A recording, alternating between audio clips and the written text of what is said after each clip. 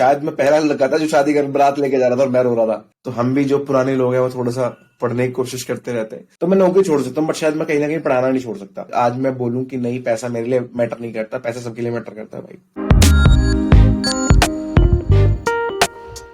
तो आज के जो हमारे गेस्ट हैं वो मेरे लिए बहुत ज़्यादा स्पेशल हैं क्योंकि ये मेरे गुरु हैं, मेरे मेंटोर हैं और ये लिटरली वो इंसान है जिन्होंने मुझे बनाया। एंड नॉट जस्ट मी, आधे से ज़्यादा दिल्ली एनसीआर के जो सॉफ्टवेयर डेवलपर्स हैं ये किसी ना किसी पॉइंट ऑफ टाइम पे उनके गुरु रह चुके हैं। So please everybody welcome Nitin Pandit साहब। Thank you so much for your words Vivek. और सुनाओ सर, कैसे हो? बस कट रहा है, तू सुना क्या चल रहा है तेरा? नए नए स्टार्टअप्स करता रहता है। बढ़िया सर, स्टार्टअप्स नहीं चलते बट ठीक है। अभी सर नहीं, आप इट्स गुड। अभी अभी करंटली क्या कर रहे हो लाइफ में? मैं अभी वर्किंग हूँ as a solution consultant with Infragistics, जो कि एक प्रोडक्ट बेस्ड कंपनी है, न्यू जर्सी में बेस्ड है। और मैं इंडिया, ऑस्ट्रेलिया, न्यूजीलैंड यहाँ के कुछ कस्टमर्स हैं जो उनको अपने सॉफ्टवेयर बेचता हूँ, ये कह सकते हैं, तो प्री सेल्स में। तो सर इसके अलावा आप पर्सनल ग्रोथ के लिए क्या कर रहे हो? हाँ, ये अच्छा क्वेश्चन है। ये हर आदमी सोचता रहता है, ढूंढता रहता है। अब नया साल शुरू होने वाला है कुछ टाइम में, तो हर आदमी के अपने रेजोल्यूशंस होते हैं। कोई कुछ बनाता है, कोई अपनी अलग से लिस्ट बनाता है, चेक लिस्ट बनाता है पढ़ने की, कि नेक्स्ट ईयर के मेरे थोड़े से अपने ना खुद के कुछ चेकलिस्ट है जो थोड़ी सी मैंने डिफरेंट बनाई है apart from this technology world. Though I have to learn so many new things in the upcoming time. तुझसे सीखता रहता हूँ, कुछ वेब थ्री में सीखता रहता हूँ, बहुत सारी चीजें। और तेरी कम्युनिटी, मतलब तुम्हारे जो इस टाइप के आजकल यंगस्टर्स हैं जो वेब3 को बहुत प्रमोट कर रहे हैं, तो हम भी जो पुराने लोग हैं वो थोड़ा सा पढ़ने की कोशिश करते रहते हैं। तो वो एक अलग बात है। But apart from them I have some business ideas to do. Maybe some of them I would try to start within next year. उसमें एक मेन क्या है कि my father is going to be retired from his job and I wanted to give them a place कि जहां वो बैठ सके और थोड़ा बहुत अपने सेटिस्फेक्शन के लिए वो कुछ कर सके। तो नेक्स्ट ईयर कुछ भी प्लान करना है, मतलब अपार्ट फ्रॉम आईटी। तो सर एक चीज तो है, स्टार्टिंग से ना ये देखा है मैंने, जॉब है फुल टाइम ठीक है, बट स्टार्टिंग से आपका कुछ ना कुछ साइड में स्टार्टअप या कुछ ना कुछ हस्बैंड पार्ट में चलता रहता है। मतलब स्टार्टिंग से आपका ऐसा था कि जॉब ठीक है कर रहा हूँ बट कुछ ना कुछ साइड में करना पड़ेगा, या फिर जॉब से सेटिस्फेक्शन नहीं है, आप फुल टाइम स्टार्टअप में जाना चाहते हो, क्या सीन है? देख, तुझे पता है, तू मुझे जानता है बहुत पुराने टाइम से। आई स्टार्टेड सिंस ड्यूकेट डेज, है ना। तो वहां मैं पढ़ाता था, मुझे पढ़ाना हमेशा पसंद है। मतलब टुडे अगर मैं आज बात करता हूँ, मुझे नौकरी छोड़नी पड़े तो मैं नौकरी छोड़ सकता हूँ, बट शायद मैं कहीं ना कहीं पढ़ाना नहीं छोड़ सकता। लेकिन अभी कुछ टाइम पहले तक भी मेरा जो पढ़ाने का ये मतलब चीजें थी, साथ साथ चलती रहती थी। I started teaching in communities free of cost without any financial transactions. फिर जॉब छोड़ी, फिर फुल टाइम कॉर्पोरेट ट्रेनिंग में वापस आया। तब लगा कि यही करना है। फिर वापस एक स्टेबिलिटी चाहिए थी, घर आना था। कॉर्पोरेट ट्रेनिंग में भाग दौड़ बहुत है, मतलब you can't even imagine your next 15 days where it will be. आज 15 दिन तो दिल्ली में है, अगले 15 दिन तो बेंगलोर में है, अगले 15 दिन चेन्नई में है। सो ठीक है, मजे वाली लाइफ है, ट्रैवल है, एक हाथ में बैग है, एक हाथ में तेरा चेक इन कार्ड है, and you are just travelling and flying. तो वो सब टाइम ना, वो कुछ टाइम तक तो बहुत अच्छा लगता है। मतलब in your early early may be 30s something. मैं अभी ज्यादा बूढ़ा हुआ नहीं हूँ, बट 32-33 साल उम्र है। बट अभी मैंने वो फील करना शुरू कर दिया कि ये ना लाइफ नहीं है, मतलब भागते रहो भागते रहो भागते रहो। तुझे भी पता है, मुझे भी पता है, in some other days we have to be stable somewhere. कहीं रुकना है कहीं। अब वो वाली पिक्चर वाली तो कहानी है नहीं कि पापा मुझे भागना है, उड़ना है, गिरना है, पड़ना है। ठीक है, वो एक टाइम तक अच्छा लगता है ना। When you get married, you have a family to feed. तो तुम्हें एक ऐसी जॉब चाहिए which can fulfil and pay your all bills. Although बाकी कोई भी काम है, सब अच्छे चल रहे साथ में, अच्छे चलते रहते हैं। But finding out a new place every time, it's my journey. मेरे को पता नहीं, ऐसा लगता है मैं आज अपनी जिस भी करंट कंपनी में हूँ, I love to stay over here, I love to work there, and trust me, शायद ये मेरी पहली ऐसी जॉब है जिसमें मैं अपना फुल टाइम दे रहा हूँ एक सिंगल चीज को सोचते हुए, कोई नथिंग एल्स। इससे अलग अगर कुछ किया है तो कम्युनिटी के लिए फ्री ऑफ कॉस्ट किया है। बट अब मे बी शायद नेक्स्ट ईयर, अगर in case you have some other plans to move on, I can not say that I have to go somewhere, but you need to find out a place जहां तू अपना आगे भविष्य देख सके। And मुझे क्या लग रहा है कि मुझे अब मेरा हो गया, आईटी में जितना था वो हो गया, but I need to work because I have to teach, I have to learn so many new things. But अब ऐसा नहीं है कि मुझे एग्रेसिवली डेवलपर्स वाली जॉब ढूंढनी है, that I have to write code. I am a techno function guy now. I know technology. I can write the code, but I love to be myself to see somewhere in the functional domain also. कि मैं किसी functional domain में अपने आप को देखूं, functionality समझूं, और फिर उस फंक्शनैलिटी को कैसे बिल्ड करना है, that I can manage a team. But if you ask me to do the same thing जो मैं पहले करता था कि 8-8 10 10 घंटे बैठ के तुम्हें कोड करना है, वो अब होना मुश्किल है. तो इसीलिए मेरी कुछ ना कुछ सर्चिंग ऐसी चलती रहती है side by side. You know that place. I started a website for a blogging website. I would not recommend to use a name, but I started. Then I joined Infragistics. I make a pause over there कि अभी थोड़ा दिन को रुकते हैं. Infragistics में काम करते हैं. This is my company, giving me a good name again and helping me to promote myself and their product too. So everything is going well, pretty well. So अब मुझे क्या है, अब मुझे चाहिए एक ऐसा प्लेस जिसमें हम पापा को सेटल कर सकूं, है ना. They have to be somewhere कि अब उन्हें स्टेबल होना है. सिमिलरली तेरा मेरा फ्यूचर भी वही है. When you will be come into this age, there will be two choices. Either keep going in the same thing and go on a place and you will be find someone कि ठीक है मैं इसके company start करता हूं. You will find someone, let's get married. You will be find someone to have a good company, good friends with you. But एक time आएगा जब तुझे अपने आप को टाइम देना पड़ेगा and you will think about yourself only कि ठीक है अब कुछ बहुत कर लिया, अब कुछ ऐसा करते हैं जिसमें थोड़ा सा पीस ऑफ माइंड हो. And you know that IT it's very glorious, है ना. बहुत सही है, भागते रहो दौड़ते रहो, बट एक टाइम पे आगे शांति चाहिए होती है. तो मुझे लगता है मेरा टाइम वो आ गया. तो I'll be in IT every time because मेरे को इससे अलग कुछ आता ही नहीं है. This is only thing I can do. I can teach and I can learn myself. So वो मैं लाइफ टाइम करूंगा. बट हो सकता है जब आप छोड़ के बाद में भविष्य में सिर्फ यही मैं करूं और फ्री में करूं, और बाकी चीजें कमाने के लिए, फैमिली के बिल देने के लिए, कोई भी साइड में अदर बिजनेस जो मुझे एसेट्स होंगे, टेंजिबल एलिमेंट्स होंगे जिनको बेच सकें, खरीद सकें. But IT will be my first love and will be always. बस ये फर्स्ट लव वाली बात तेरी भाभी ना सुने जब तक, ठीक है. तो सर पैसे को आप कैसे देखते हो? मतलब जितना है उतना सफिशिएंट है, इतना होना चाहिए, this is going to be the maximum level जहां तक मैं जाना चाहता हूं? या देख ये ना बहुत बहुत एक मैं कहता हूँ ट्रिकी क्वेश्चन काइंड ऑफ है. मतलब मेरे लिए नहीं, किसी के लिए भी.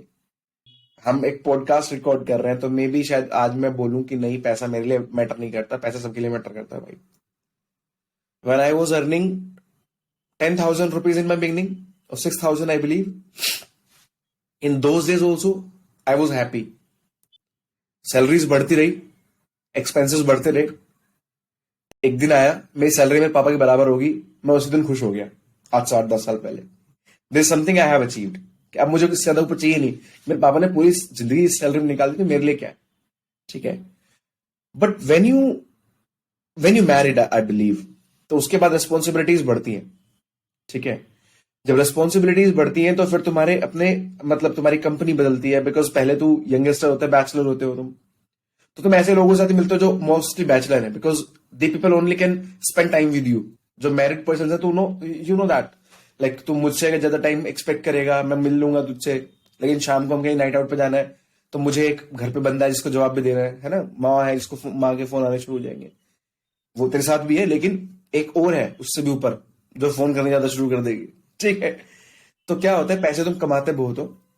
अब एक टाइम आता है जब तुम्हें चाहिए होता है कि ठीक है पैसा मैटर नहीं करता, बहुत कमा लिया, जब तुम थक जाते हो.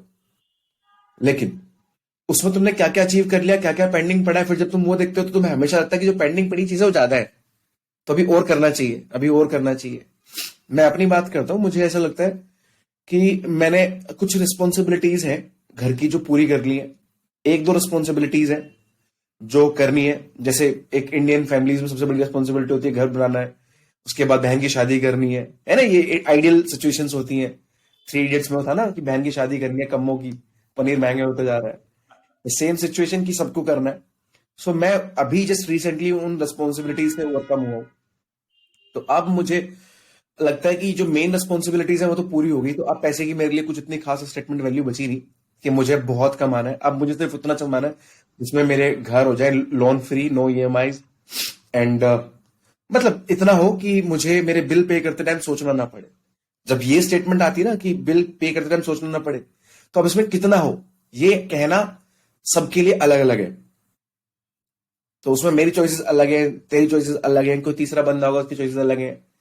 ठीक है। तो हाँ, अगर मैं बात बोलूँ मेरे लिए, अब मैं अगर देखता हूँ मैं इस टाइम पे आके, मेरे लिए अब पैसा शायद मैं अब तक था, I am going to be 33 next month.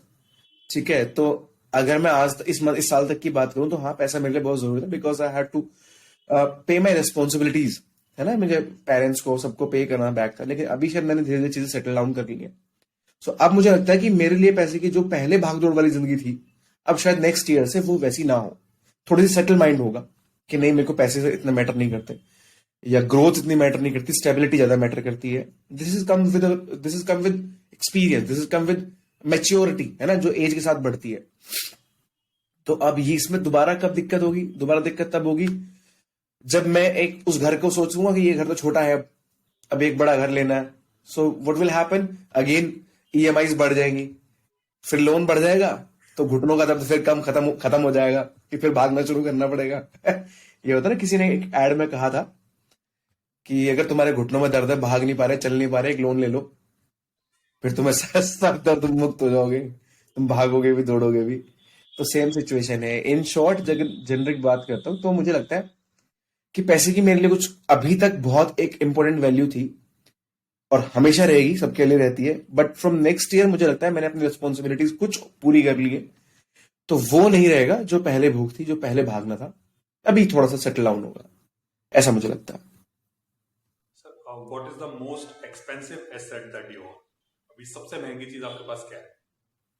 अगर मैं इस क्वेश्चन का आंसर देता हूँ कि most expensive thing that I am owning right now, so कुछ ऐसे ऐसे थे जिनकी काउंट, मतलब जैसे फैमिली होती है ना, पीस होता है, फैमिली लव होता है, वो कहीं काउंटेबल नहीं, तो वो एसेट नहीं है, वो मेरी लाइफ है। बट हाँ, अगर एसेट्स में मैं काउंट करूँ, I recently bought a home at my native place which I own my self, I earn my self.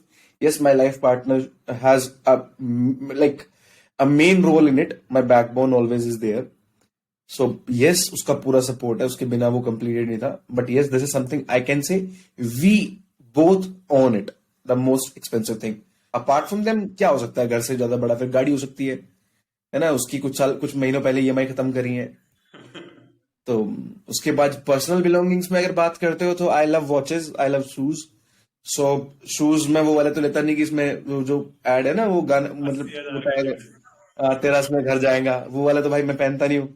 But हाँ, आफ्टर लाइक दीज मतलब रियल एसेट्स, अगर पर्सनल बिलोंगिंग्स की बात करते हो तो maybe I am owning watches.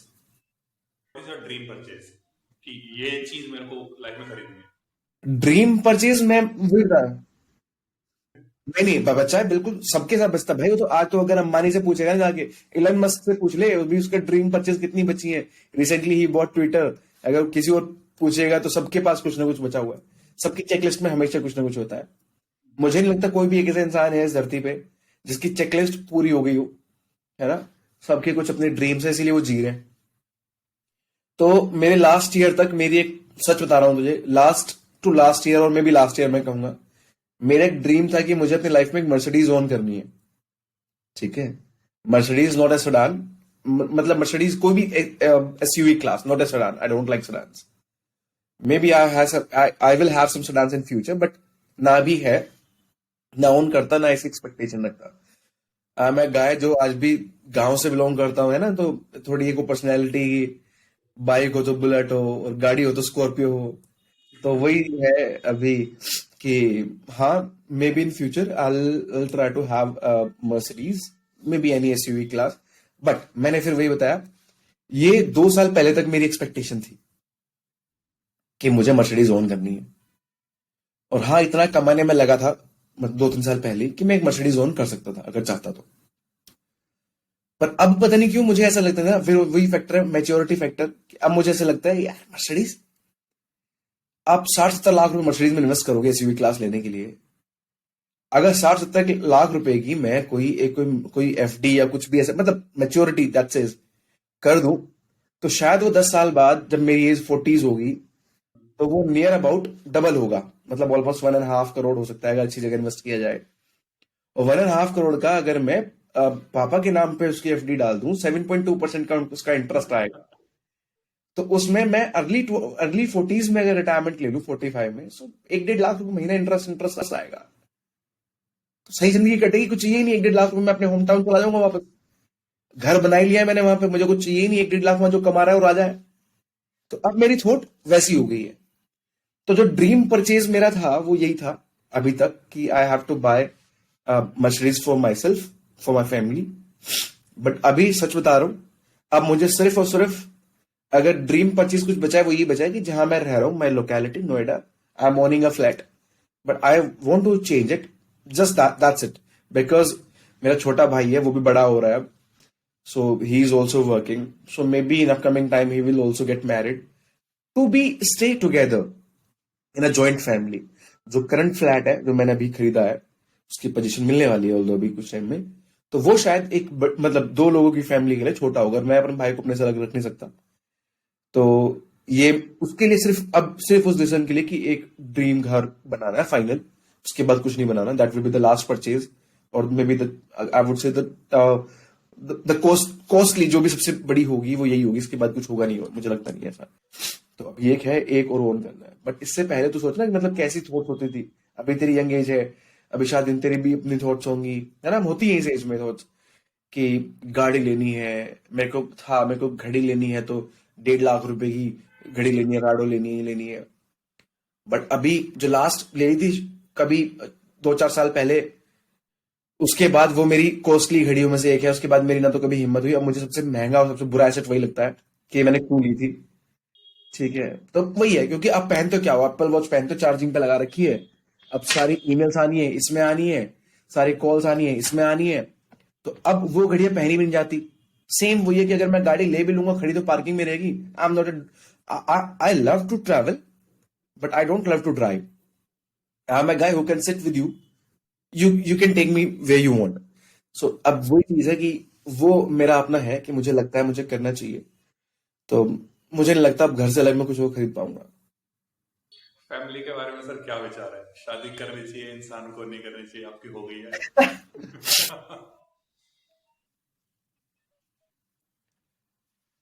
हम्म, ये बहुत अच्छा क्वेश्चन पूछा है। देख, इसमें ना मैं फ्रैंकली बोलूं, ये मेरी वाइफ भी इसकी विटनेस है। दुनिया में लड़कियां रोती हैं जब शादी करके आते हैं, है ना। शायद मैं पहला लड़का था जो शादी कर बारात लेके जा रहा था और मैं रो रहा था। रीजन सर, रीजन क्यों? हाँ, तो मैं वही बता रहा हूँ, ये बिल्कुल 100% ट्रूथ है। मेरी वाइफ जानती है, मेरी फैमिली जानती है, though my wife was not there, but उसे सारी कहानी सुनी है उसने। उसका रीजन ये था, I was staying as a bachelor, as an individual for so long, है ना।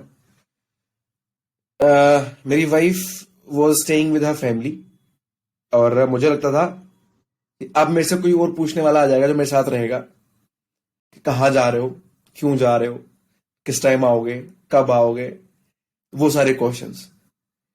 तो मुझे लगा था मेरी इंडिपेंडेंस जो लाइफ है ना, वो खत्म हो जाएगी जब तुम इंडिविजुअल रहते हो। अभी जैसे तू फैमिली के साथ रहता है, तो शायद तूने वो लाइफ एंजॉय नहीं की होगी जो बैचलर्स बाहर रहते हैं करते हैं। वो एक मतलब मिसिंग पार्ट है लाइफ का, वो जो किया था कि रात को 9 बजे मम्मी से बात हुई, मम्मी ने पूछा खाना खा लिया, हाँ मम्मी खाना खा लिया, दूध पी लिया, अब सोने जा रहा हूँ, ठीक है कल बात करूंगा। उस टाइम हम एक्चुअली घर पे पहुंचे भी नहीं होते थे, कहीं भी साइलेंट से लोकेशन गए, मम्मी को फोन कर दिया। उसके बाद 10 बजे घर पहुंच रहे हो, 10 बजे बाद प्लान बन रहा खाना क्या है आज।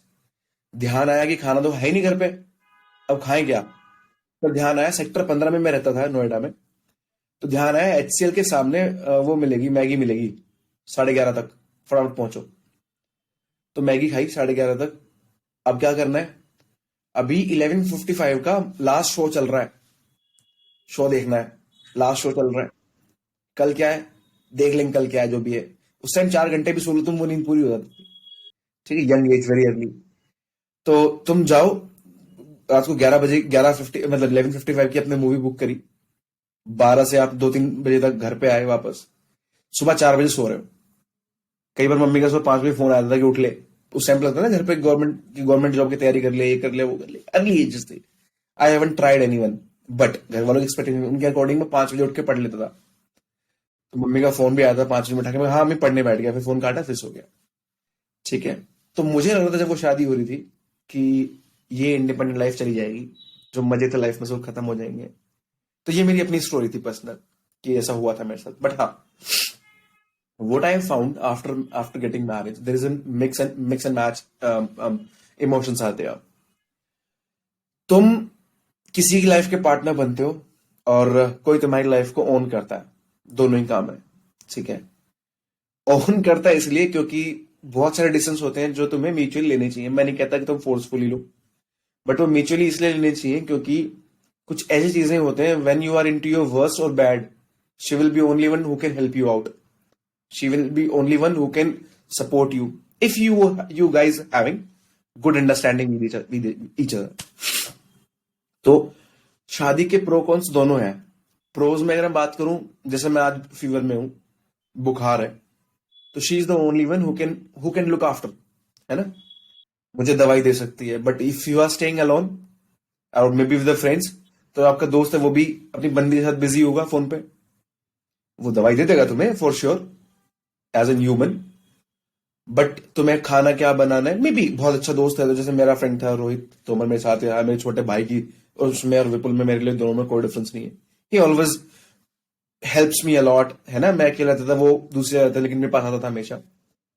तो बहुत सारी चीजें थी, वो ही हेल्प मी अलॉट, ध्यान रखता था, मैं उसका ध्यान रखता था। तो वो बहुत कम होता है when you are staying in the high rise towers और मेट्रो सिटीज।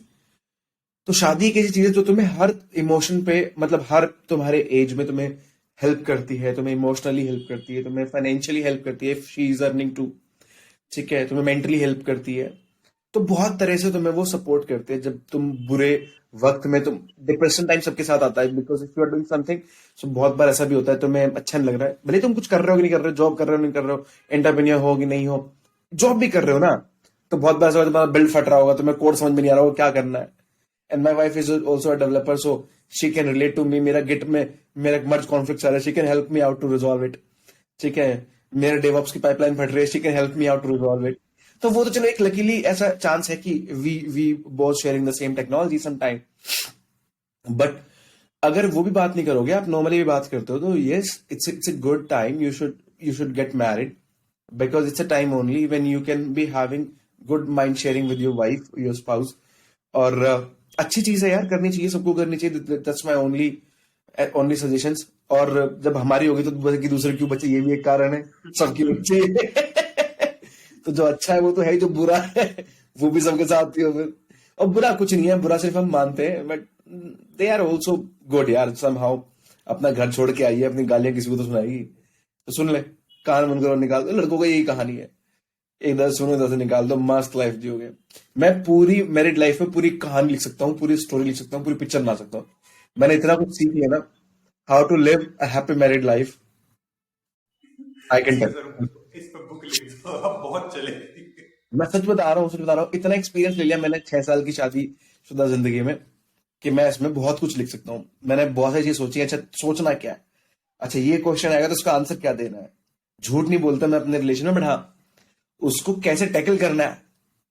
मैं आज दोस्तों से बाहर घूमने जा रहा हूँ, तो उसकी भूमिका 3 दिन पहले से कैसे बनानी है, कि वो लगे कि ये तो दुखी है बेचारा, ये जाना थोड़ी चाहता है, ये तो, इसको तो भेजा जा रहा है जबरदस्ती। के दोस्त जो है ना वो राक्षस है, राक्षस योनि के हैं, ठीक है, वो उसको जबरदस्ती लेके जा रहे हैं। मेरे वाला सबसे अच्छा है, ये जाना नहीं चाहता, इसका तो दोस्त कमीने हैं, वो ले जा रहे हैं सर। ठीक है। तो मतलब ऐसे मैं बहुत सारी स्टोरीज नरेट कर सकता हूँ, बस सुनना रही हो, बाहर रिकॉर्डिंग करते टाइम, नहीं तो आज बजेगा। Yes, this is something you should do and you should go. Jokes apart, but it's a good relation and you should try. Not just for try, just to live it. अच्छा sir, आप software developers बनाए हैं आपने, आप mentor रहे हो बहुत सारे सॉफ्टवेयर डेवलपर्स के। हाँ। तो एक सर ये है, जैसे अभी पिछले 10 साल से भी ये चल रहा है और अब भी यही प्रॉब्लम है कि जब भी कोई छोटे टायर 2 टायर 3 कॉलेज से निकलता है, तो उस बेचारे की स्टार्टिंग सैलरी होती है 7,000 8,000 रुपए। ऐसा वो अपने कॉलेज टाइम में क्या कर सकता है जिसकी वजह से जब वो बाहर जाए, पास आउट हो, तो 7-8 हजार रुपए के सैलरी ब्रैकेट में ना हो, बट एक अच्छी डिसेंट अर्निंग कर सके। तो इसके लिए उसे कॉलेज टाइम से ही क्या करते रहना चाहिए? देख, इसमें ना मैं ना एक थोड़ा सा रीजनल आंसर दूंगा। होता क्या है हमारे यहाँ, मतलब मैं अगर नॉर्थ इंडिया की बात करता हूँ, मैंने साउथ बहुत घूमा है, साउथ के कॉलेजेस देखे हैं। नॉर्थ में तो मेरी सारी लाइफ कटी ही है, यहाँ से लेके चंडीगढ़ तक, मेरठ तक, इधर किसी बेल्ट पे कोई कॉलेज नहीं बचा जहां मैं ना पढ़ाया हूँ। So what I found most कि यहाँ वेस्ट यूपी में खासतौर से हमारे कॉलेज के छोटे छोटे मेरठ के कॉलेज हो गए या आसपास के गाजियाबाद के जो कॉलेज हो गए, मैं किसी बड़े कॉलेज का नाम नहीं मेंशन करता, किसी छोटे का मेंशन कर, बट मैं बात करता हूँ जिनकी फीस कम है, बच्चे जो इकोनॉमिकल है, अफोर्ड कर सकते हैं। वहां सबसे बड़ी जो दो चैलेंजेस हैं यार, एक तो जो क्रीम है ना बच्चों की, वो बच्चों की क्रीम है जो रैंक उठा लेती है एंट्रेंस में और अच्छे कॉलेज में चले जाती है। फिर बचते हैं सेकंड सेकंड ग्रेड कॉलेज, जहां वो बच्चे आते हैं जिनकी रैंक अच्छी नहीं होती, बट उनकी उनकी फैमिली फीस अफोर्ड कर सकती है, तो वो उससे उस ग्रेड में आ जाते हैं। फिर एक तीसरी कैटेगरी के, मैं ये कैटेगराइजेशन मेरा खुद का अपना बनाया हुआ है, इसमें कोई मैं ऐसा नहीं कहता कि किसी ने मुझे लिस्ट दी है कि ये कॉलेज इस कैटेगरी में आते हैं। बट जो तीसरी कैटेगरी आती है उसमें मुझे लगता है सिर्फ वो बच्चे आते हैं जिनको ना एक टैब, जिनको सिर्फ एक टाइटल लेना है, बीटेक करनी है, वो आ जाते हैं एज ए ग्रेजुएशन। उसमें से कुछ लोग ऐसे होते हैं जिनको ना अपना पता ही नहीं कि वो बीटेक क्यों कर रहे हैं। प्रॉब्लम सबसे बड़ी ये है, उन्हें फैमिली प्रेशर है, उन्हें इंजीनियरिंग करनी है, वो किसी भी स्ट्रीम से कर रहे हैं, बट उन्हें एक फैमिली प्रेशर है, उन्हें करनी है, that's why they are doing it. कुछ ऐसे भी हैं, मैंने बहुत बार ये चेक भी किया है, जिनको करनी है बट उनको पहले गवर्नमेंट जॉब की तैयारी करनी है, तो अपने इनिशियल एजेस, अपने इनिशियल ईयर्स तो वो गवर्नमेंट की प्रिपरेशन करने में निकाल देते हैं। ये मैं सबसे लास्ट से शुरू कर रहा हूं। तो गवर्नमेंट की मैंने बहुत बार क्वेश्चन देखा है ये कि गवर्नमेंट जॉब की तैयारी करने में लगा है ना, फाइनल ईयर में जब प्लेसमेंट हुआ, प्लेसमेंट कहीं होता नहीं है, फिर दिल्ली, नोएडा, एनसीआर जैसी जगहों पे आते हैं, फिर वो इंटर्नशिप करते हैं इंस्टीट्यूट्स में, किसी कंपनी में 6,000 रुपए 10,000 रुपए उनकी सैलरी होती है, वो कंपनी वाले उनसे कुछ नहीं कराते। यू कैन इवन इमेजिन, कोई नहीं कराता। फिर उन्हें जॉब कैसी मिलती है? उन्हें डिजिटल मार्केटिंग की जॉब मिलती है, जो कि छोटी कंपनियां सिर्फ बेवकूफ बना रही है डिजिटल मार्केटिंग के नाम पे। उन्हें खुद डिजिटल मार्केटिंग का मतलब नहीं पता, उन्हें डिजिटल मार्केटिंग नहीं आती क्या होती है। वो बच्चों को और पागल बनाते हैं कि तुम्हें डिजिटल मार्केटिंग काम मिल जाए। क्या क्या काम मिलता है उनको? रियल एस्टेट की 6 कंपनियां, 6 वेबसाइट है, उनके गूगल पे ऐड डालने हैं, उनके डायरेक्टर सबमिशन करनी है, उनके ऑन पेज कीवर्ड डाल के उसका प्रमोशन करना। That is not a digital marketing, ठीक है? तो वो उनको वो सिखा देते हैं। उनको फिर जॉब कैसी मिलती है? 6 से 10 मिल जाते हैं, 12 मिल जाते हैं, 15 मिल जाते हैं।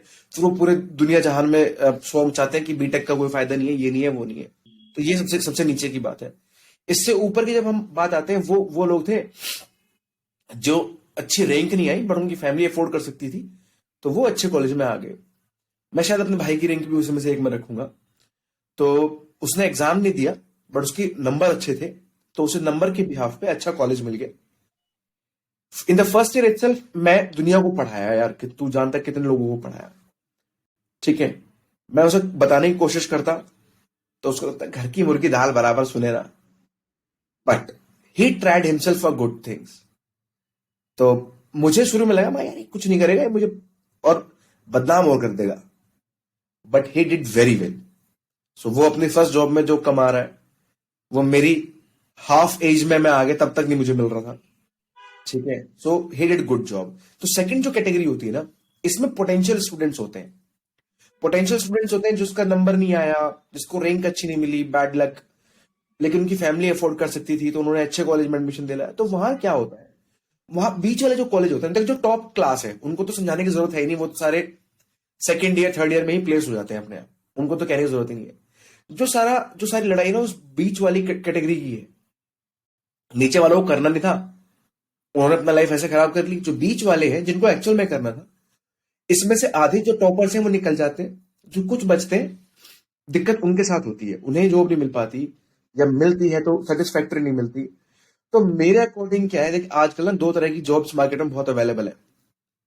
हम जिस जनरेशन से बड़े हुए हैं, हमने एसआई जॉब्स देखे, सिस्टम इंटीग्रेटर्स कंपनियां देखी हैं, जैसे system integrators, I hope you understand, like TCS, Wipro, Infosys, these are the system integrators, SIs. Service हाँ, service based system integrators.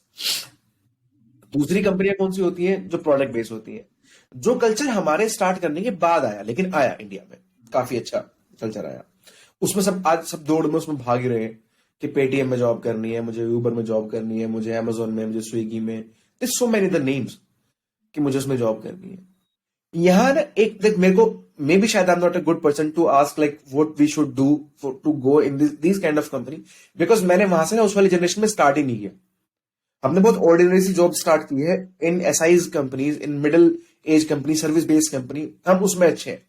To answer that how you can get a good job in that, उसमें पहली option होती है जो कंपनियां ना mask उठाती हैं किसी भी कॉलेज से जाके, वहां तुम क्या करोगे वो तुम्हें नहीं पता होता, वो कंपनी तुम्हें बताएगी तुम्हें क्या करना है।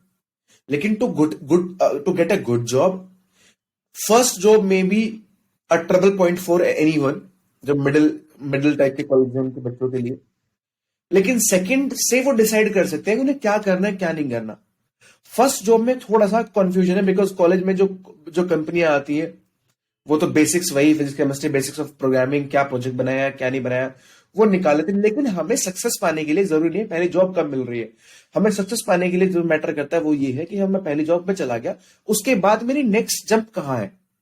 समझ रहे हैं? अब मैंने बहुत सारे लोग ऐसे देखे जिन्होंने टीसीएस में प्लेस हुए, 2.5 लाख का उनका पैकेज था 5 साल पहले, उन्होंने ना तो कभी चेंज किया ना कुछ कभी अपग्रेड किया ना कभी वो पढ़े, और वो आज तक 2.5 से 5 पे आ पाया, 5 साल हो गए। उनके लिए सैलरी का मतलब है जितने साल का एक्सपीरियंस उतनी सैलरी, जबकि ये है ही नहीं, फंडा फंडा ही अलग है। पहले हुआ करता था salary multiply by year of experience and 1.5।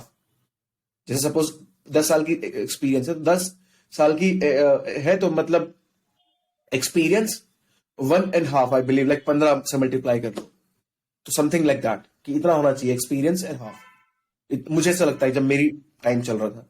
May be calculation आज तो बहुत ही डिफरेंट है आईटी में।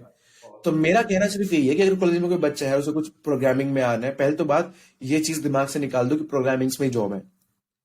कंप्यूटर साइंस से अगर आप हो तो आपके पास दुनिया भर की जॉब्स हैं। आपको एसक्यूएल, आपको डेटाबेस आता है, आपको एक्सेल एक्सेल कुछ भी आती है तो आप बीआई में जाओ यार, बीआई में बहुत है, बिजनेस एनालिटिक्स में बहुत है। आपको डेटा डेटा ही अच्छा लगता है यार, डेटा साइंस में चले जाओ, डेटा साइंस में बहुत अपॉर्चुनिटीज है, बहुत अच्छी अच्छी जॉब्स है। आप बहुत क्रिएटिव हो, एक्सक्यूज मी, डिजाइन क्रिएटिव हो आप यूआई यूएक्स में चले जाओ, you can be a good designer, you can be a good prototype writer. In future, you can become maybe a front-end developer. With having experience, you can go for a full-stack developer. And these kind of job, even you can get into so many good startups even. सबको चाहिए तो may be पहली job आपको ना मिले, लेकिन in future you can crack the design systems also. So पहले job के लिए तो आपको ना ये डिसाइड करना पड़ेगा कि मुझे जॉब चाहिए भी कि नहीं चाहिए। अगर चाहिए तो कैसी चाहिए। अगर आईटी में आना है तो कुछ तो आईटी के लिए तुम्हें अपना कुछ प्रूफ करना पड़ेगा, प्रोग्रामिंग पढ़नी पड़ेगी या कुछ भी पढ़ना पड़ेगा। जरूरी नहीं है प्रोग्रामिंग पढ़ो, आप डेटाबेस पढ़ो, टेक्निकल बनना पड़ेगा to answer some questions in the interview. जैसे आप इंटरव्यू देते हो उसके बाद आपको कहीं ना कहीं जॉब मिलती है। तो पहली जॉब इंपॉर्टेंट है, उसके बाद आप अपने डिसाइड कर सकते हो करियर क्या बनाना है मुझे। क्योंकि पहली जॉब मिलना और उस जॉब में क्या टेक्नोलॉजी में तुम काम करोगे, ये 99% एसआई कंपनी जो जिसमें तुम जाओगे उस पर डिपेंड करता है, वो तुम्हें किस चीज पर ट्रेनिंग दे रही है। अगर तुम किसी प्रोडक्ट बेस्ड कंपनी में जाते हो तो वहां तुम्हारा पहले से फाइनलाइज है, बिकॉज तुम जो अपना इंटरव्यू प्रिपेयर कर रहे हो वही सिस्टम डिजाइनिंग के लिए कर रहे हो, फ्रंट एंड के लिए कर रहे हो, या जिसके लिए भी कर रहे हो वो तुम्हारा फोकस्ड है, उसी पे करना है।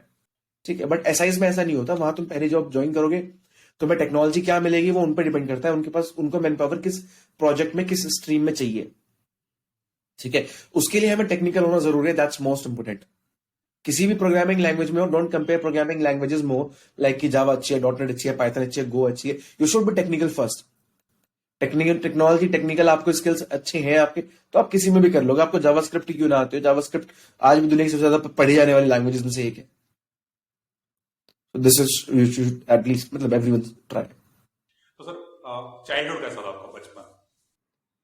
बचपन यार मेरा ना बाकी ऑर्डिनरी जितने भी मे बी मीडियम फैमिली के बच्चे होते हैं उन्हीं की तरह था। My father was earning okay, जिसमें मेरा काम चल सके, मुझे कभी घर में किसी की जरूरत नहीं पड़ी।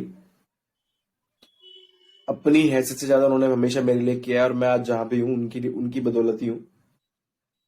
तो मुझे लगा नहीं कि कभी उन्होंने बहुत कम कमाया होगा, बट आज जब मैं कमाता हूँ तो मैं देखता हूँ कि उन्होंने सिर्फ कितने पैसे के लिए कितनी मेहनत की, जो शायद मेरे 2 महीने का क्या मतलब 1 महीने का सिर्फ मेरे मतलब रेस्टोरेंट्स का लंच का बिल हो सकता है। That was the entire salary. And hats off to my dad, like सबके पापा अपने बच्चों के लिए उससे बेस्ट करते हैं जितना वो कर सकते हैं। उस तो time the pay same. Dream था कुछ कि ये करना है या ऐसा कुछ यार करना देख, था? हम जहां से बिलोंग करते हैं ना, वहां बच्चों के ड्रीम क्या है ना, बच्चों के ड्रीम हमेशा ही होते हैं, पर एक मीडियम क्लास जो फैमिली होती है उसमें बच्चों के ड्रीम ना कभी फिक्स होते नहीं है, या हो नहीं पाते, मुझे ऐसा लगता है। हाँ, सबसे पहला मेरा ड्रीम था कि मुझे पायलट बनना है। ठीक है, मुझे नहीं पता, आई एम फ्लैट फीट, मुझे किसी ने बोल दिया जो फ्लैट फीट वाले होते हैं वो एयरफोर्स में नहीं जा सकते, वो पायलट नहीं बन सकते, दैट्स ट्रू, आई बिलीव कि नहीं जा सकते। तो मैंने कहा अच्छा, प्राइवेट पायलट बनने की मतलब फाइनेंशियली सोच भी नहीं सकते थे। एक ये था कि एयरफोर्स में ट्राई करेंगे, एयरफोर्स जाएंगे, पायलट बनेंगे। वो फ्लैट फीट हूं तो भगवान ने नहीं डिसाइड किया कि नहीं बनना है, तो जाना ही नहीं है। उसके बाद जब ये मुझे बाद में पता चला, उससे पहले घर वालों की इच्छा थी पुलिस में जाए लौंडा, दहेज में भविष्य में स्कॉर्पियो मांगे। तो जब ये पता चला कि फ्लैट फीट है तो जा ही नहीं सकता, तो बहुत बढ़िया, मेरे लिए ये भी रास्ता क्लियर हो गया। मुझे कभी आर्मीज और मतलब ऐसे ना मतलब मेरी जहां से मैं हूं वहां दो ही बच्चों के वो हैं, मतलब ड्रीम्स हैं। फर्स्ट ड्रीम है दिल्ली पुलिस ज्वाइन करनी है, भर्ती मारनी है, खत्म। वो नहीं होती है तो उसके बाद इंडियन आर्मी ज्वाइन करनी है, इंडियन आर्मी ज्वाइन करनी है, उसके बाद बस, ये दो चॉइसेस हैं। ऐसा नहीं है कि हम इंडिया को या किसी भी कोई भी बंदा अपनी कंट्री को सिर्फ और सिर्फ तभी उसकी मतलब उसको हेल्प कर सकता है या अपनी कंट्री के लिए कुछ कर सकता है कि वो सिर्फ आर्मी में जाके कर सकता है। On ground all the civilians are doing, जो भी टैक्स पेयर्स हैं वो कुछ ना कुछ कर रहे हैं। Our government can grow if we are paying tax on time and if we are true tax payers. So tax pay करके भी हम गवर्नमेंट के लिए कुछ कर सकते हैं। तो वो कहना कि नहीं मैं सिर्फ आर्मी में जाके ही देश के लिए कुछ कर सकता हूँ, तो वो गलत मैं मानता हूँ। मेरी फैमिली में, मेरी फैमिली एक ऐसी फैमिली से मैक्सिमम लोग गवर्नमेंट जॉब में थे मुझसे पहले, मतलब बहुत सारे घर में जो लोग हैं वो गवर्नमेंट का एक टैबू था, गवर्नमेंट गवर्नमेंट में जाना है। तो जब ये पुलिस पुलिस वाला मैटर खत्म हुआ तो लगा कि ठीक है गवर्नमेंट में कुछ करेंगे। तो गवर्नमेंट में एक साल मैंने एक एग्जाम दिया, उसी साल उसी एग्जाम के दिन सेम मेरा बीसीए का मैथ का पेपर आ गया। तो मैंने वो पेपर वो भी नहीं दिया। उसके बाद फाइनल ईयर में मेरे को एक मेरी मैडम है, जैसे तू मुझे मेंटर मानता है, मैं हमेशा उनको मैं अपना मेंटर मानता हूँ, सुमन गुप्ता मैम। सो उन्होंने मतलब she was like my another mother always. उन्होंने एक अच्छा गाइड किया पूरे बैच को, मतलब पूरा बैच उनसे आज भी शायद उतनी टच में हो जितना मैं उनसे टच में हूँ, मतलब बात होती रहती है ऑन एंड ऑफ। तो उन्होंने गाइड किया कि ठीक है नितिन ये कर ले वो कर ले, टिल टाइम प्रोग्रामिंग मतलब ऐसा था कि मुझे इसमें जाना ही है। I came over here, she suggested me only that you get, कि मुझे जाना है। उससे पहले तक मेरा ड्रीम था मुझे आरजे बनना है, कि मुझे आरजे बनना है। एंड मैंने अपना फेसबुक प्रोफाइल भी बनाया, उसका भी नाम आरजे नितिन चला बहुत सालों तक। उस टाइम पे एक नितिन रेडियो मिर्ची पे थे, वो बहुत मतलब पॉपुलर आरजे रहे हैं इंडिया में, मतलब नॉर्थ दिल्ली में इधर अगर आप बात करते वो हो। 90s किड्स का सबका ही था सर, मोस्टली की आरजे। कि मुझे आरजे बनना हाँ। है, आई ट्राइड, मैंने इंटर्नशिप करने की कोशिश करी। रेड एफएम में बहुत कम लोगों को पता है कि मुझे एक बार ये नोएडा वाले ऑफिस में मुझे एक बार चांस मिला कि ठीक है इंटर्नशिप करने का मौका मिला। एक ही दिन लकीली मुझे मतलब मिला कि मैं जा सकता हूँ। Next day someone told me to my dad, पापा ने कहा मैं तो अपनी पूरी जिंदगी निकाल दी, तू क्या माइक पकड़ पकड़ के कितने लोगों को नौकरी लगती है, ये होता है वो, तो मतलब he was good at the time, उन्होंने सही समझाया मुझे। मैं ये नहीं कहता कि मैं आरजे बन ही जाता, मे बी शायद मैं अपना कुछ और बन जाता, पता नहीं, बट जहां टाइम लग जाता तो वो मैं फिर कर नहीं पाया आगे प्रोसीव। फिर जो सुमन मैम ने बताया था ड्यूकेट में आना है, ड्यूकेट में आके मैंने पढ़ा। So I got inspired with the person called as Vipul Mishra, again my another sir who told me, who teach me, taught me completely this .NET and all the technologies. Then suddenly I got inspired कि यार ये काम बहुत सही है, एक किताब पढ़ लो, वही पढ़ाना है और बस। उसके पीछे सर कितना हार्डवर्क था विपुल सर का, वो मुझे तब पता जब मैं खुद से ट्रेनर बना सेम इंस्टीट्यूट में। अरे बड़ा मुश्किल काम है, पूरे दिन बोलना है, 8 घंटे 10 घंटे बोलना है, ये पूरी तुम्हारी जो कोर्स है मुझे लगता है ऑपरेशन की नौ बदल जाएगी। तो पहले ऊपर ऊपर से देख के लग रहा था कि यार ये विपुल सर तो बड़ा आसान काम करते हैं। मेरे आज भी उनसे बहुत अच्छा कॉन्टेक्ट है, अभी 2 दिन पहले बात हुई है। So he is like my elder brother always. मुझे कुछ काम चाहिए होता है, मतलब हेल्प चाहिए होती है या मुझे कुछ सजेशन चाहिए होता है पर्सनल लाइफ में, प्रोफेशनल लाइफ में, I will always call him. So वो मुझे उतने प्यार से आज भी इतना समझाते हैं जैसे जब पढ़ाते टाइम समझाते थे। जैसे तू मेरे पास कभी भी कॉल कर ले, सिमिलर ठीक है, तो वही है कि ये फिर बना कि नहीं अब ट्रेनर बनना है। फिर आगे की जर्नी तू मिल ही गया, फिर तुझे आगे ये सारा पता ही है कि कैसे मैं जो कहते सी शार्प से मतलब some different things we tried and then today we are over here. Sir starting से लेके जो आपकी जर्नी रही है अब तक content creation have played a big role right, क्योंकि मतलब कंटेंट क्रिएशन भले वीडियो फॉर्मेट में नहीं था, आर्टिकल्स थे, ट्यूटोरियल्स थे, बट उसने कंट्रीब्यूट कैसे किया आपकी लाइफ की ग्रोथ में, तो वो प्लीज थोड़ा। बहुत ज्यादा किया, बहुत ज्यादा। I started writing on C Sharp Corner, the very first environment. I joined Ducat 2012, I believe. हाँ, तो मेरा एक सीनियर था, वो सी शार्प कॉर्नर पे एवरीडे आता, मॉर्निंग में कुछ पढ़ते रहता। मुझे कहता है इस वेबसाइट के बारे में जानता है? मैंने कहा नहीं। कहते बहुत अच्छी चीज आती है, इस पर आर्टिकल्स आते हैं, इसको पढ़ो ऐसे, उनको प्रैक्टिकल और बहुत कुछ सीखने को मिलता है। मैंने कहा ठीक है। तो 2014 में मेरा एक स्टूडेंट था, अब 12 में इंट्रोड्यूस हुआ, 14 में मुझे एक बंदे ने बताया कि ऐसे ऐसे कॉन्फ्रेंस हो रही है, चलेगा? मैंने कहा यार मैं तो को बैच लेने। कह रहे नहीं, मैं तेरे लिए टिकट अरेंज करा दूंगा और चल। मैंने कहा ठीक है। सो आई वेंट देयर, मुझे अच्छा लगा। 2015 में मैंने एक इवेंट के लिए रजिस्ट्रेशन किया, अतुल गुप्ता का मेरे पास कॉल आया, तो मैंने उन्हें बताया ऐसे ऐसे I am also a trainer. So he invited me on a talk. एक किसी कॉलेज के बच्चों का था, एंड कॉलेज के बच्चे पढ़ाना मैं उस टाइम तक इतना यूज टू हो चुका था कि इट्स नथिंग फॉर मी, है ना। जो मर्जी बोलो, जब बोलो आंख बंद करके पढ़ा सकता हूँ, ठीक है, कोई इशू नहीं है। तो वो मेरे लिए इतना हैबिचुअल हो चुका था, सबको अच्छा लगा, सबने बोला कि ठीक है यार तुम तो अच्छे स्पीकर हो, एक काम करो आर्टिकल लिखना शुरू करो। मैंने कहा ये कैसे लिखते हैं भाई? तो कह रहे अच्छा। तो मैंने कहा ट्राई करता हूँ। मैं यूपी से बिलोंग करता हूँ, ग्रामर कभी आती नहीं थी, तो लिखता कुछ था, उसका सेंस कुछ निकलता था।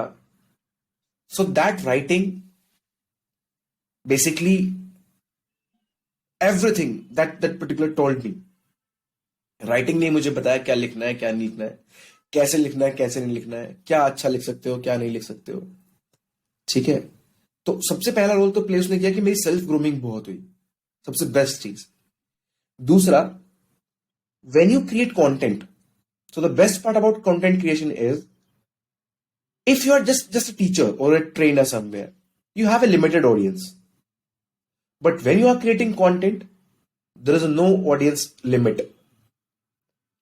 उस टाइम फेसबुक पे मैं बहुत एक्टिव रहता था, बहुत। मुझे कहीं से फ्रेंड रिक्वेस्ट आ रही है, बहुत फ्रेंड रिक्वेस्ट आ रही है, you will feel like a celebrity, ठीक है। सब मैसेज आ रहा, पाकिस्तान से मैसेज आया, hi Nitin Pandit, we are from here from Pakistan somewhere, and we have read your blogs and it is amazing, great work done. So the comments you got on your content ना, चाहे वो video content में, चाहे चाहे technique text मतलब text content पे हो, they always inspire you to write more and to do the best. China से आया, मतलब ग्लोबल ऑडियंस मिली, है ना। Bangladesh, Sri Lanka, India, US, Canada, मतलब जितनी भी कंट्रीज में टेक्नोलॉजीज मोस्टली यूज होती है, आई एम श्योर कुछ ऐसी कंट्रीज से मुझे दोस्त मिले, चिली, मतलब बहुत स्मॉल जिनका मैं कंट्रीज का मैंने कभी नाम भी नहीं सुना था। सो मुझे उस दिन लगा यार नितिन ये है जो तूने कुछ अचीव किया अपनी पूरी लाइफ में। Someone told me for this Microsoft MVP award कि माइक्रोसॉफ्ट एमवीपी अवार्ड के लिए ट्राई करो and you will get if you'll write something good. Then I tried myself and I won this award from last 7 years. And this is something I have won from 2016 until 2023. Maybe next year too, but can't promise because community work I'm doing, which is limited for now. But yes, I will be trying to do that my best. Personally, how this have helped you? It's helped a lot. Even if you talk about my current company, when I was trying to get an interview, like they told me like you are an MVP, we have seen, yes, so you must be having experience in basically demoing, in basically presenting the technology, maybe writing on it or explaining technology. I said yes. So that's what my current company need. They have their products, they need to showcase, they need to influence them too, like Microsoft, we do for Microsoft Azure, and we do for some other things, Microsoft.NET, Microsoft C Sharp. So that's we all need. So when I got this award, and that definitely helped me in my current job, I'm having multiple offers right now, which I haven't accepted yet. But yes, all these just coming through with just my name and titles. So this definitely gives you a unique identity when you put something like GDE by Google, like a Microsoft MVP, some other awards when you put it. So they are not certificate like anybody can go and can basically get certified. This is something an award which you have earned by your hard work. Yes, definitely certified and awarded they are completely different. Certification के पास जो होती है उनके पास knowledge शायद award वालों से थोड़ी ज्यादा हो सकती है, मैं ये कह सकता हूँ। क्योंकि अवार्ड में कई बार क्या होता है कि आपकी जो पर्सनैलिटी है, आपके जो इन्फ्लुएंसिंग चीजें हैं, आपने एक टॉपिक पकड़ रखा है, आप उसी को पढ़ाते हो, बट सर्टिफिकेशन में आपको पूरा कंटेंट पढ़ना होता है। So I am an awarded but I always appreciate persons who have done the certifications. So जिसने किया है खुद से पेपर देके किया है। पर वो है ना, सर्टिफिकेशन में आप सब कुछ थोड़ा थोड़ा थोड़ा थोड़ा कर रहे हो, और when you are awarded for something you are the master of that thing ना। यस, तो उसमें कुछ स्पेसिफिक है, बस वो यही है। So yes, that's helped me a lot. So community work, writing content helped me a lot, and that's why I love this profession, and I will be keep doing it for my upcoming time also. Noida में 90% restaurants जो societies के आसपास own करते हैं, उनके owner software engineer हैं। आपने startups करे हुए हैं, ट्राई करे हुए हैं, आगे भी आप माइंडसेट रखते हो, आपको क्या लगा, जॉब ज्यादा मुश्किल लगी, स्टार्टअप ज्यादा मुश्किल लगे? क्योंकि या लोग जो जॉब में क्या मेरा बोलते हैं, जॉब में लोग बोलते हैं कि क्या नाम है, बहुत ज्यादा स्ट्रेस हो रहा है और हम लोगों को बहुत ज्यादा टेंशन है और आने मुझे जाने नहीं में ये हो लगता, जाता है, मुझे नहीं परेशान हो लगता, जाते हैं। स्ट्रेस किसमें मुझे नहीं ज्यादा है? लगता। मैं एग्री नहीं करता इस बात से, मैं एग्री करता हूँ। मतलब मैं, मेरा थॉट ये है कि जॉब सबसे आसान है दुनिया में। एक ही टेंशन है कि तुम्हारा काम टाइम पे हो रहा है नहीं हो रहा है, तुम वर्क आवर्स बढ़ रहे हैं, प्रेशर बढ़ रहा है, तुम्हारा रिलीज आया हुआ है, तुम्हारे कस्टमर आके बैठा है तुम्हारे सर पे। मतलब इन आईटी अगर जॉब की मैं बात करता हूँ, बाकी से तो मैंने कोई जॉब ट्राई करी नहीं। इससे पहले ट्रेनर भी मैं रहा हूँ फुल टाइम। तो भी मुझे लगता है जो भी ज्यादा आसान है, मैंने जब अपना काम शुरू किया उस टाइम पे ना, सिर्फ ये टेंशन नहीं होती कि रिलीज बना कि नहीं बना, बिल्ड बना कि नहीं बना, टाइम पे डिलीवर हो जाएगा नहीं। इससे अलग और बहुत सारी टेंशन है। उससे अलग जब छोटी कंपनी स्टार्ट करते हो, क्योंकि उसमें ऐसा तो है नहीं कि आप बहुत सारी चीजें मैनेज करने, owner itself a peon, owner itself an HR, owner itself an everything. तो वहां हायरिंग हो रही, या क्लाइंट का प्रोजेक्ट आया हुआ, हायरिंग हो रही है कि नहीं हो रही, वो एक टेंशन है। पैसे आने हैं कस्टमर से, तब सैलरी जानी है टाइम पे, वो एक टेंशन है। 3 महीने के फंड है, 2 महीने के फंड जा चुके हैं, कस्टमर टाइम पे नहीं कर रहा, वो एक टेंशन है। ठीक है, तो ये प्रोजेक्ट तो हो जाएगा, रिसोर्स इतने हायर कर लिए इस प्रोजेक्ट के चक्कर में, ये प्रोजेक्ट खत्म होने वाला, 3 महीने बाद दूसरा प्रोजेक्ट नहीं आएगा तो फिर क्या करें, वो टेंशन है। ठीक है, जितने एम्प्लॉयज हैं वो सैटरडे संडे छुट्टी, मैं खुद एक एम्प्लॉय किसी कंपनी, सैटरडे संडे छुट्टी लेके मस्त मजे लेता हूँ। लेकिन अगर मेरी कंपनी इंडियन छोटी कंपनी होती, तो मेरा बहुत सैटरडे संडे सोच रहा होता कि अब मंडे में क्या काम होने क्या नहीं होने, वो टेंशन है। ऑफिस के कुछ काम आगे सैटरडे संडे में जाके उसे वो कराने, वो एक टेंशन है। तो इन शॉर्ट बता रहा हूँ, मुझे जॉब ज्यादा मतलब टेंशन फ्री लगती है instead of starting own business. मैंने अपनी कंपनी चला के देखी है, पूरी कंपनी ओन करी है, चलाई है नोएडा सिटी में। तो comparatively job it's way better than starting a business. बस दोनों में फर्क क्या है, जो तुम जॉब में तुम्हारी सैलरीज बढ़ेंगी वो ग्रेजुअली एक हिसाब से बढ़ेंगी, साल का 10% लगा लो, 15% लगा लो, एवरेज 20 लगा लो। लेकिन बिजनेस में क्या हो रहा है, तुम्हारी मेहनत उतना ही रंग लाई, क्या पता तुम्हारे अगले साल तुम्हारा जो तुम्हारी रनिंग है वो डबल हो, उसके नेक्स्ट ईयर तुम्हारे पास वो 4 टाइम हो, मल्टीप्लाई बाय 10 टाइम हो, मल्टीप्लाई बाय 10 टाइम। तो वहां ग्रेजुअली वाइज कोई सिस्टम नहीं है, वहां तुम्हारी मेहनत तुम्हारा रंग लाती है। बट वो चीज ध्यान रखते हुए कि टेंशन वहां उतनी ही है। If you are ready to pay it, most welcome, you can earn as much as you want. तो ये चीजें हैं भाई। But better life, better living चाहिए तो जॉब ज्यादा बेटर है। ये भी डिपेंड करता है। अब जैसे मेरी कंपनी की मैं बात करता हूँ, मेरी कंपनी, या मैं मेरी कंपनी की नहीं, मैं किसी और कंपनी की बात करता हूँ, तो कुछ जैसे बड़े किसी एसआई की बात करते हैं, उसमें कुछ अकाउंट ऐसे होते हैं जिसमें ना प्रोडक्ट सपोर्ट में जा चुका है, बहुत कम बग्स आ रही हैं, उनको एक्सक्यूज मी उनको फिक्स करना है, तो अकाउंट चिल है। लेकिन कुछ ऐसे अकाउंट हैं जिसमें मारामारी इतनी है, जिसका प्रोडक्शन आने वाला है, क्लाइंट की डेडलाइन चल रही है, स्क्रम की बहुत सारी अभी तुम्हारे स्प्रिंट बचे हुए हैं, और टाइम तुम्हारे पास लिमिटेड है, काम बहुत बचा हुआ है, तो वहां मारामारी नहीं, सैटरडे संडे भी तुम्हें टाइम नहीं है। ठीक है, तो ये अकाउंट टू अकाउंट डिपेंड करता है। ऐसा ये कभी फिक्स नहीं हो सकता कि तुम जॉब में भी हमेशा तुम्हारी लाइफ आराम से ही कटेगी। कई बार तुम्हारे पास वर्क प्रेशर इतना ज्यादा होगा कि तुम्हें लगेगा मैं सब छोड़ छाड़ दूं, बालकनी से कूद जाऊं बाहर ही। मैं लगा मैं किस लिए कर रहा हूँ, मैं जहर खा लेता हूँ। मतलब बहुत बार डिप्रेशन वाली स्टेट्स आती है। तो जॉब उतनी भी आसान नहीं है। बस जॉब का और बिजनेस का एक बेनिफिट है, बिजनेस में पैसे देने के लिए सोचना पड़ता है और यहाँ पैसे लेने के लिए सोचना नहीं पड़ता। 31st से पहले तुम्हारे पैसे तुम्हारे अकाउंट में होते हैं। सर वही बात तो वो भी है ना कि क्या नाम है, जॉब में वो है आपका महीने में से एक आध दिन मन कर रहा है कि मैं बालकनी से कूद जाऊं। स्टार्टअप में हर दिन सुबह के मन और करता है कि कूद ही जाता हूँ।